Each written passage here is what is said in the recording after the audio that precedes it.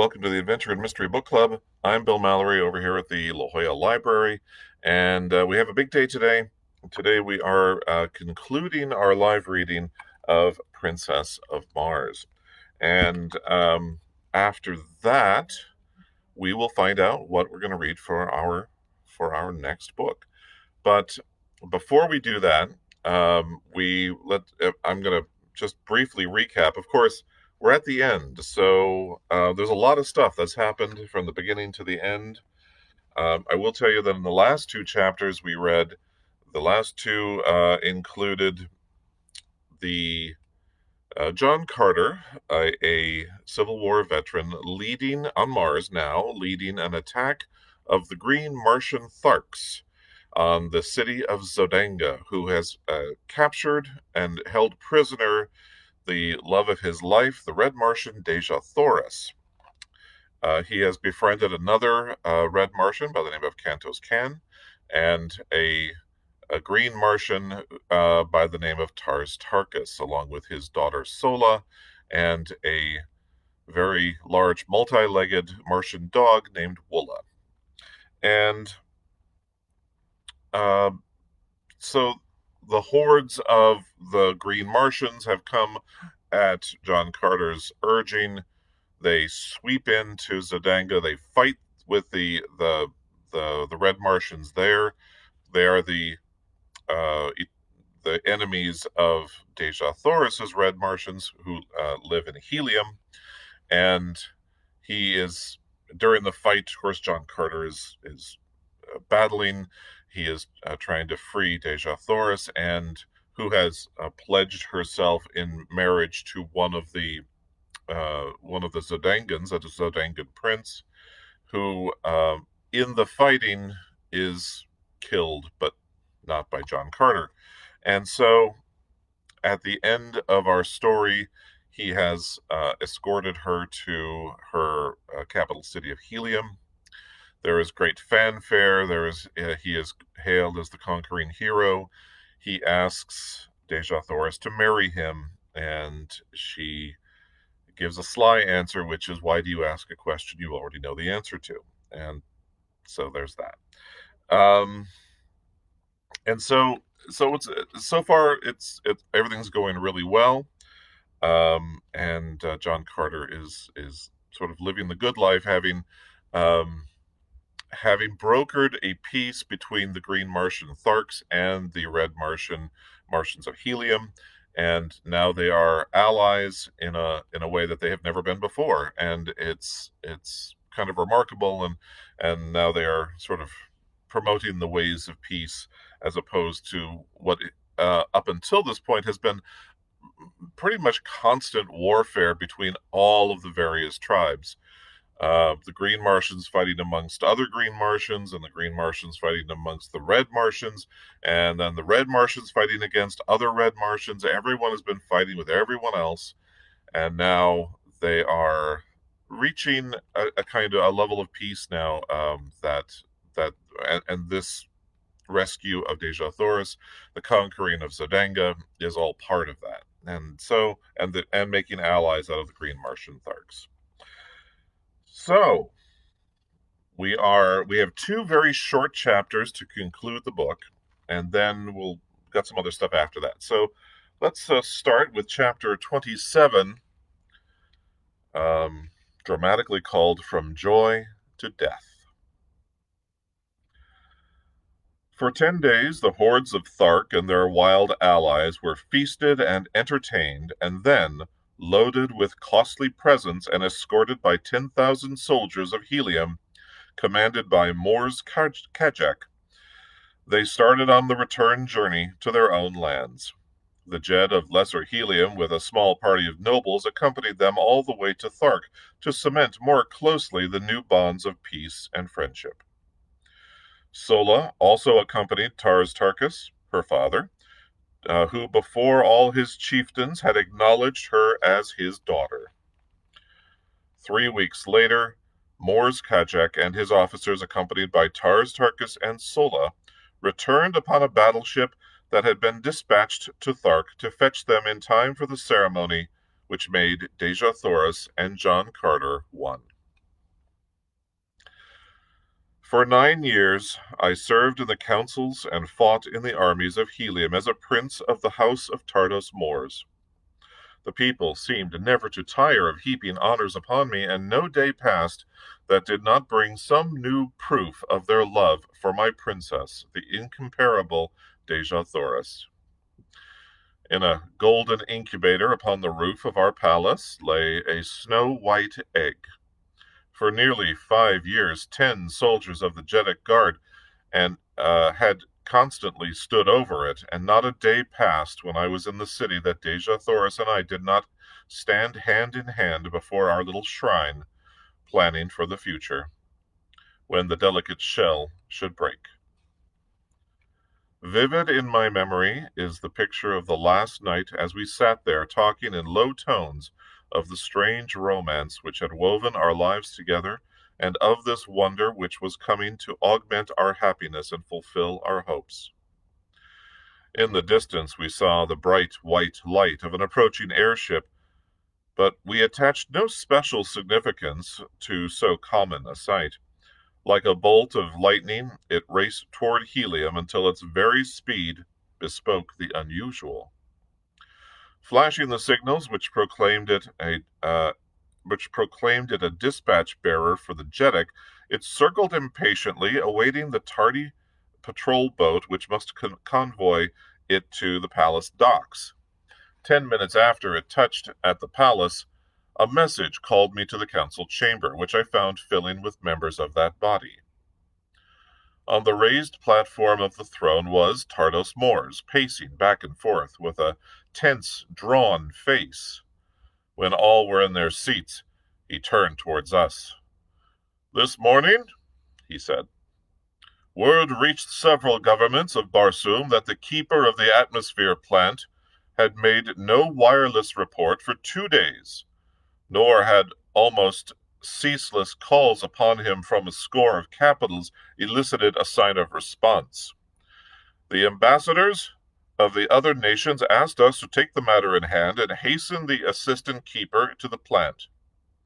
All day 1,000 cruisers have been searching for him, until just now one of them returns bearing his dead body, which was found in the pits beneath his house, horribly mutilated by some assassin.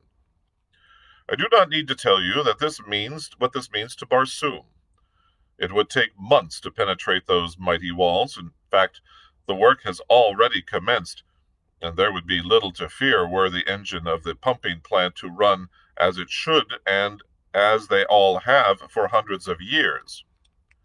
But the worst, we fear, has happened. The instruments show a rapidly decreasing air pressure on all parts of Barsoom. The engine has stopped. My gentlemen," he concluded, "we have at best 3 days to live."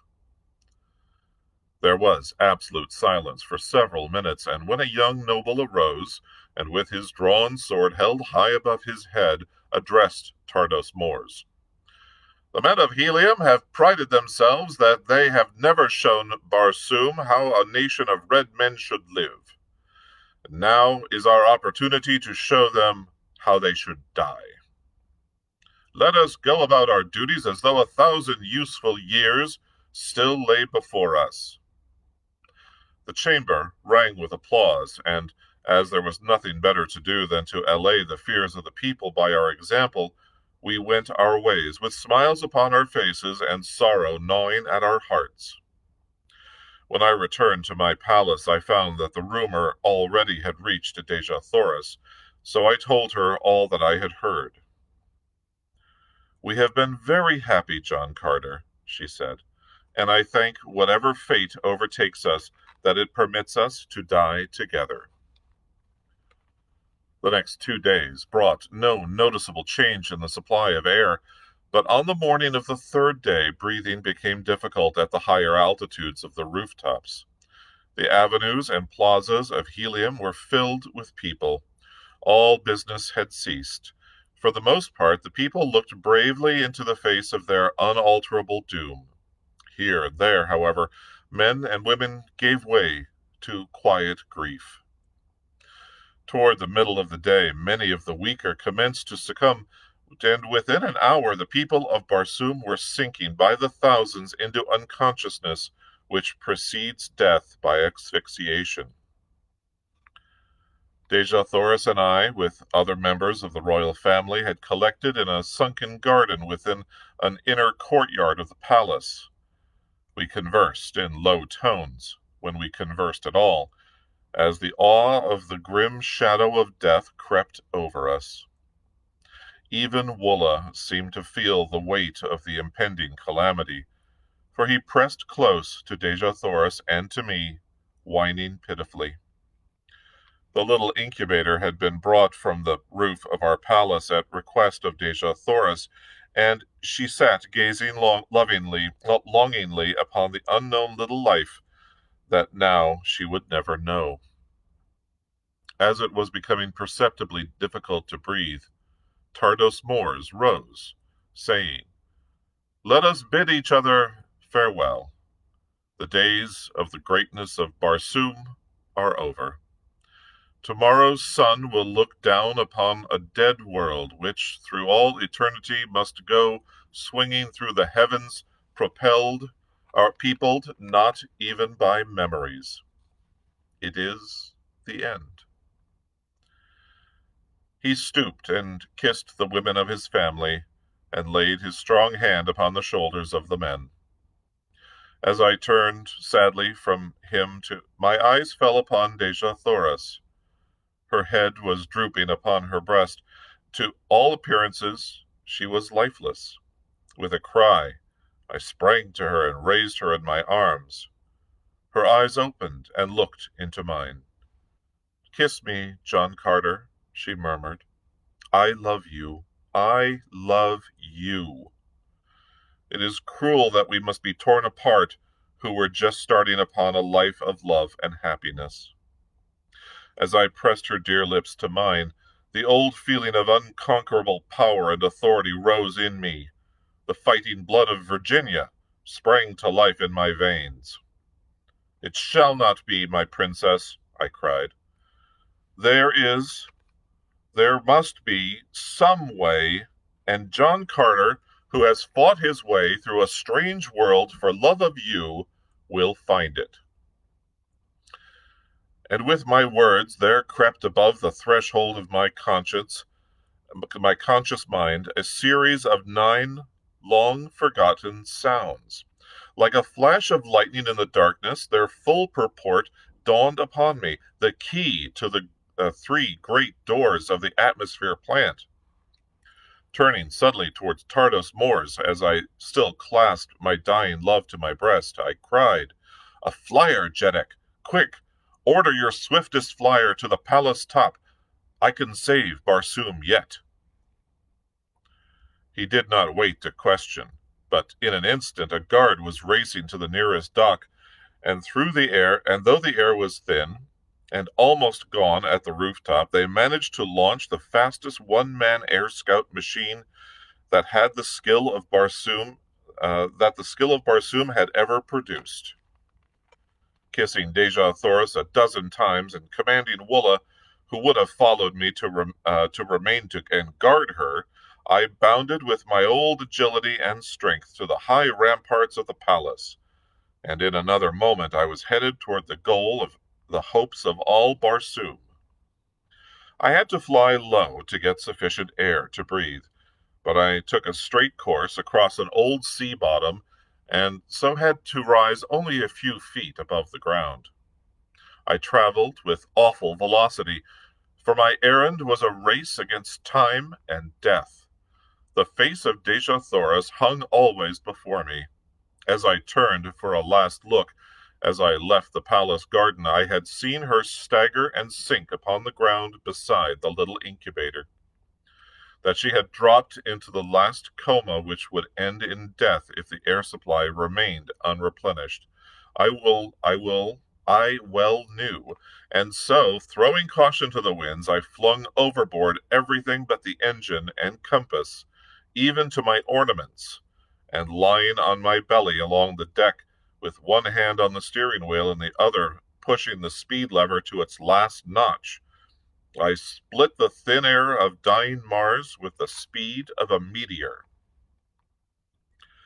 An hour before dark, the great walls of the atmosphere plant loomed suddenly before me, and with a sickening thud, I plunged to the ground before the small door, which was withholding the spark of life from the inhabitants of the entire planet. Beside the door, a great crew of men had been laboring to pierce the wall, but they had scarcely scratched the flint-like surface, and now most of them lay in the last sleep from which not even air would awaken them. Conditions seemed much worse here than at Helium, and it was with difficulty that I breathed at all. There were a few men still conscious, and to one of these I spoke. "If I can open these doors, is there a man who can start the engines?" I asked. "I can," he replied, "if you open quickly. I can last but a few moments more, but it is useless. They are both dead, and no one else upon Barsoom knew the secret of these awful locks. For 3 days, men, crazed with fear, have surged about the portal in vain attempts to solve its mystery." I had no time to talk. I was becoming very weak, and it was with difficulty that I controlled my mind at all. But with a final effort, I sank weakly to my knees. I hurled the 9 thought waves at that awful thing before me. The Martian had crawled to my side, and with staring eyes fixed on the single panel before us, we waited in the silence of death. Slowly, the mighty door receded before us. I attempted to rise and follow it, but I was too weak. "After it," I cried to my companion, "and if you reach the pump room, turn loose all the pumps. It is the only chance Barsoom has to exist tomorrow." From where I lay, I opened the second door, and then the third, and as I saw the hope of Barsoom crawling weakly on hands and knees through the last doorway, I sank unconscious upon the ground.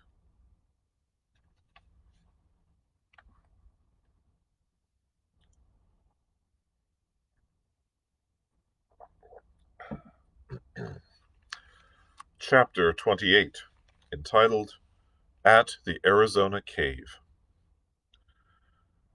It was dark when I opened my eyes again. Strange, stiff garments were upon my body, garments that cracked and powdered away from me as I rose to a sitting posture. I felt myself over from head to foot, and from head to foot I was clothed, though when I fell unconscious at the little doorway, I had been naked. Before me was a small patch of moonlit sky, which showed through a ragged aperture. As my hands passed over my body, they came in contact with pockets, and in one of these a small parcel of matches wrapped in oiled paper. One of those matches I struck, and its dim flame lighted up what appeared to be a huge cave, toward the back of which I discovered a strange, still figure, huddled over a tiny bench. As I approached it, I saw that it was the dead and mummified remains of the little old woman with long black hair, and the thing it leaned over was a small charcoal burner upon which rested a round copper vessel containing a small quantity of greenish powder. Behind her, depending from the roof upon rawhide thongs and stretching entirely across the cave, was a row of human skeletons. From the thong which held them stretched another to the dead hand of the little old woman. As I touched the cord, the skeletons swung to the motion, which with a noise as of the rustling of dry leaves. It was a most grotesque and horrid tableau, and I hastened out into the fresh air, glad to escape from so gruesome a place. The sight that met my eyes as I stepped out upon the small ledge which ran before the entrance of the cave filled me with consternation. A new heaven and a new landscape met my gaze. The silvered mountains in the distance, the almost stationary moon hanging in the sky, the cacti-studded valley below me were not of Mars. I could scarce believe my eyes, but the truth slowly forced itself upon me. I was looking upon Arizona from the same ledge from which 10 years before I had gazed with longing upon Mars. Burying my head in my hands, I turned, broken and sorrowful, down the trail from the cave.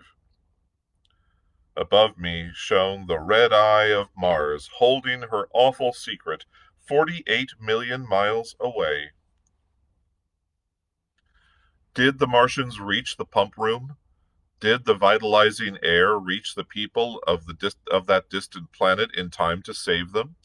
Was my Deja Thoris alive, or did her beautiful body lie cold in death beside the tiny golden incubator in the sunken garden of the inner courtyard of the palace of Tardos Mors, the Jetic of Helia?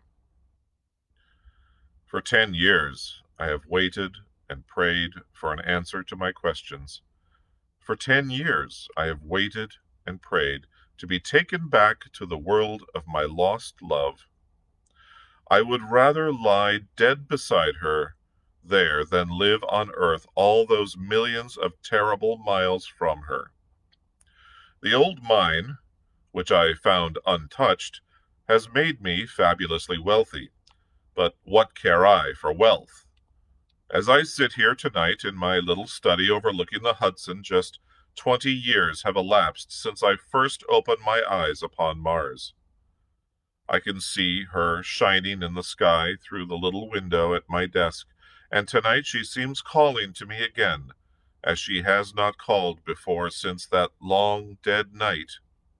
And I think I can see, across that awful abyss of space, a beautiful, black-haired woman standing in the garden of a palace, and at her side is a little boy, who puts his arm around her as she points into the sky toward the planet Earth, while at their feet is a huge and hideous creature with a heart of gold. I believe that they are waiting there for me, and something tells me that I shall soon know. The end. And that, my friends, is how we finish Princess of Mars by Edgar Rice Burroughs, the very first of the John Carter Warlord of Mars books. Wow. A cliffhanger. Still a cliffhanger, even though the story is done, but I don't think I'm telling any tales out of school. That there were a great many sequels to this book, and they're all out there, and they're all available on Project Gutenberg. And not all of them feature John Carter, but they all feature the world of Barsoom and of all the characters that people that planet. You might remember that when we began this story, I told you that there was a foreword. And I never like forewords because they are usually written by the author at the end of the book when they've already written the entire story.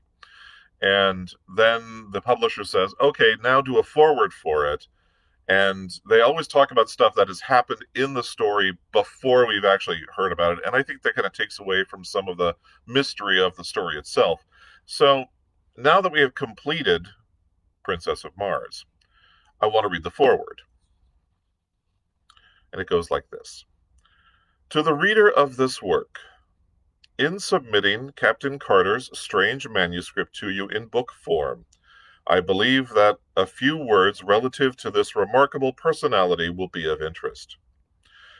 My first recollection of Captain Carter is of the few months he spent at my father's home in Virginia, just prior to the opening of the Civil War.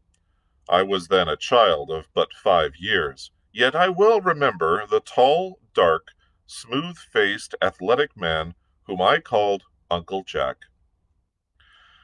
He seemed always to be laughing, and he entered into the sports of the children with the same hearty good fellowship he displayed towards those pastimes in which the men and women of his own age indulged. Or he would sit for an hour at a time entertaining my old grandmother with stories of his strange, wild life in all parts of the world. We all loved him, and our uh, and our slaves fairly worshipped the ground he trod. He was a splendid specimen of manhood, standing a good 2 inches over 6 feet, broad of shoulder and narrow of hip, with the carriage of the trained fighting man. His features were regular and clear cut, his hair black and closely cropped, while his eyes were of a steel gray, reflecting a strong and loyal character filled with fire and initiative. His manners were perfect, and his courtliness was that of a typical Southern gentleman of the highest type. His horsemanship, especially after hounds, was a marvel and delight even in that country of magnificent horsemen. I often heard my father caution him against his wild recklessness, but he would only laugh and say that the tumble that killed him would be from the back of a horse yet unfoaled. When the war broke out, he left us, nor did I see him again for some 15 or 16 years. When he returned, it was without warning, and I was much surprised to note that he had not aged apparently a moment, nor had he changed in any other outward way. He was, when others were with him, the same genial, happy fellow we had known of old. But when he thought himself alone, I have seen him sit for hours gazing off into space, his face set in a look of wistful longing and hopeless misery, and at night he would sit thus looking up into the heavens at what I did not know until I read at what I did not know until I read his manuscript years afterwards. He told us that he had been prospecting and mining in Arizona part of the time since the war, and that he had been very successful was evidenced by the unlimited amount of money with which he was supplied. As to the details of his life during those years, he was very reticent. In fact, he would not talk of them at all. He remained with us for about a year, and then went to New York, where he purchased a little place on the Hudson, where I visited him once a year on the occasions of my trips to the New York market. My father and I owning and operating a string of general stores throughout Virginia at that time. Captain Carter had a small but beautiful cottage situated on a bluff overlooking the river, and during one of my last visits in the winter of 1885, I observed he was much occupied in writing, I presume now, upon this manuscript. He told me at this time that if anything should happen to him, he wished me to take charge of his estate, and he gave me a key to a compartment in the safe which stood in his study, telling me I would find his will there, and some personal instructions which he had me pledge myself to carry out with absolute fidelity. After I had retired for the night, I have seen from him I have seen him from my window standing in the moonlight on the brink of the bluff overlooking the Hudson, with his arms stretched out to the heavens as though in appeal. I thought at the time that he was praying, although I never had understood that he was, in the strict sense of the term, a religious man. Several months later, I had returned from my last visit, the 1st of March, 1886, I think. I received a telegram from him asking me to come to him at once. I had always been his favorite among the younger generation of Carters, and so I hastened to comply with his demand. I arrived at the little station about a mile from his grounds on the morning of March 4th, 1886, and when I asked the liveryman to drive me out to Captain Carter's, he replied that if I was a friend of the captain's, He had some very bad news for me. The captain had been found dead shortly after daylight that very morning by the watchman attached to the adjoining property. For some reason, this news did not surprise me, but I hurried out to his place as quickly as possible so that I could take charge of the body and of his affairs. I found the watchman who had discovered him, together with the local police chief and several townspeople, assembled in his little study. The watchman related the few details connected with the finding of the body, which he said had been still warm when he came upon it. It lay, he said, stretched full length in the snow, with arms outstretched above the head toward the edge of the bluff, and when he showed me the spot, it flashed upon me that it was the identical one where I had seen him on those other nights, with his arms raised in supplication to the skies. There were no marks of violence upon the body, and with the aid of a local physician, the coroner's jury quickly reached a decision of death from heart failure. Left alone in the study, I opened the safe and withdrew the contents of the drawer in which he had told me I would find my instructions. They were in part peculiar indeed, but I have followed them to each last detail as faithfully as I was able. He directed that I remove his body to Virginia without embalming, and that he be laid in an open coffin within a tomb which he previously had constructed, and which, as I later learned, was well ventilated. The instructions impressed upon me that I must personally see that this was carried out just as he directed, even in secrecy if necessary. His property was left in such a way that I was to receive the entire income for 25 years, when the principal was to become mine. His further instructions related to this manuscript, which I was to retain sealed and unread, just as I found it, for 11 years, nor was I to divulge its contents until 21 years after his death. A strange feature about the tomb, where his body still lies, is that the massive door is equipped with a single, huge, gold-plated spring lock, which can only be opened from the inside. Yours very sincerely, Edgar Rice Burroughs. Yay! That was fun. I enjoyed that quite a bit. I hope you did too, and I hope you've been following along, and I hope you've been reading the on Project Gutenberg, or maybe you have your own copy. But that that was the true adventure story there, and a heck of a lot of fun. And if you've been with me for the entire reading, then thank you very much for your support and for doing that. And hopefully you have seen on our Facebook page that I had about a week ago put in a request for suggestions of other titles that you would be interested in hearing read for our next book for the Adventure and Mystery Book Club. And boy, did you guys come through. There were 8 when I checked before logging on here. And so that's the most we've ever gotten, most suggestions that we had ever gotten. And there were no votes for it otherwise. I mean, just listing of one nomination each. So I have, we're going to pick out a title at random, because we have all of our choices here. So, in no particular order, we have Murders in the Rue Morgue. We're going to fold that up. Put that in our little basket. We have Captain Blood.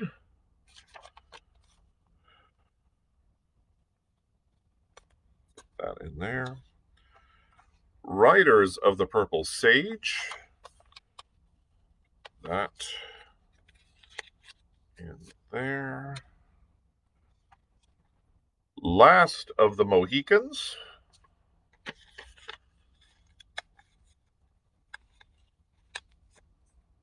Okay.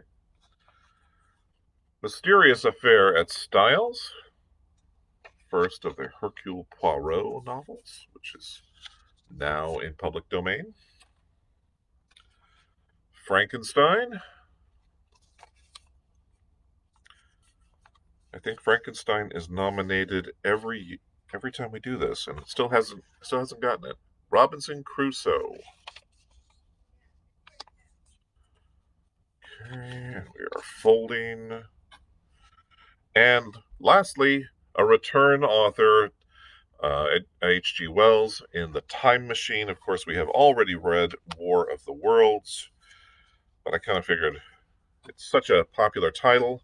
I had that we could throw in some authors twice and it would still be a lot of fun. So we have all of our choices in our basket, and now we're going to mix this up in some fashion here. No particular order. I'm going to mess it all around and see if we can get that, and we will decide exactly what our new book will be. And if you're ready, here we go. I'm going to look away and we're going to do this. It's this one. And this is Captain Blood by Raphael Sabatini. I happen to have read this book, and I love this book. It's a pirate story, which is awesome. Oh my gosh, I'm so happy. This is awesome. We're going to read Captain Blood starting Friday. It's one of the copies of I do not have on hand right now. I have copies of Last of the Mohicans and Murder at the Rue Morgue and Robinson Crusoe and a whole bunch of them all right here on my desk, but I do not have a copy of Captain Blood, but I will make sure we get this before Friday. So I hope you can join me for a reading on Friday at 4 p.m. as we read classic pirate tale, Captain Blood by Raphael Sabatini. Thank you very much, folks. We'll see you again. Have a good day.